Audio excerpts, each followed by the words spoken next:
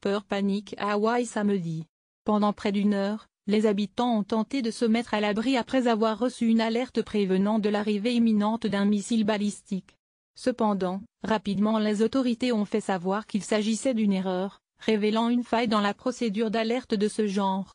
Peu après 8 heures locales 18 heures GMT, plusieurs personnes, notamment l'élu démocrate à la Chambre des représentants Tulsi Gabbard, ont annoncé photo à l'appui sur les réseaux sociaux avoir reçu une alerte sur leur téléphone, via le système Amber Alert qui dépend du ministère américain de la Justice. Menace de missiles balistiques sur Hawaï. Mettez-vous immédiatement à l'abri. Ce n'est pas un exercice, ont vu apparaître, sur leur smartphone, les habitants de l'archipel.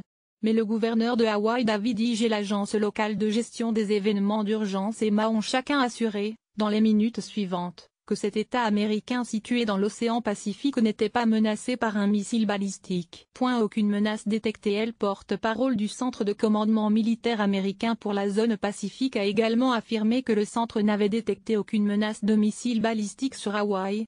Toutefois, il a fallu près de 40 minutes pour qu'un message annulant l'alerte soit diffusé, ce qui a contribué à semer la panique dans l'archipel.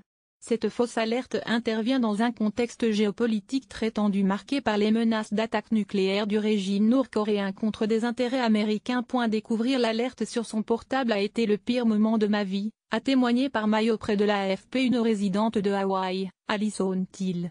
J'ai couru auprès de ma famille et averti tout le monde sur la plage qu'il fallait fuir. Mon ami a jeté son café et s'est précipité dans la maison. On m'a raconté récemment que si un missile était tiré depuis la Corée du Nord, on avait 20 minutes avant l'impact, a-t-elle expliqué. Elle a appris qu'il s'agissait d'une erreur au bout de près d'une heure, une éternité, selon elle. Le mauvais bouton en vacances sur l'île de Maui, où se trouve Honolulu, Lorraine McGowan a raconté à l'AFP que le personnel de son hôtel, le Montage Kapalua Bay, lui avait demandé de se réfugier dans la cafétéria des employés, au sous-sol. Personne n'a paniqué, se souvient-elle, c'était plutôt de la confusion.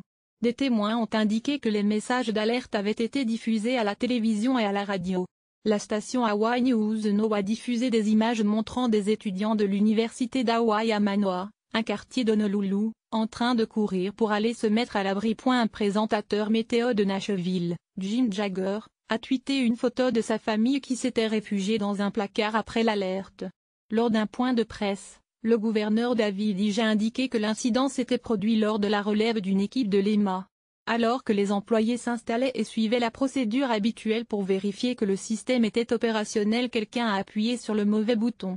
Il n'y a rien de plus important que de professionnaliser et de mettre des garde-fous à ce système d'alerte Amber, a-t-il ajouté. Un système déjà pointé du doigt. La Commission fédérale en charge des communications, responsable des règles et procédures pour le système d'alerte, a annoncé qu'elle lançait une enquête pour établir précisément pourquoi le système a dysfonctionné.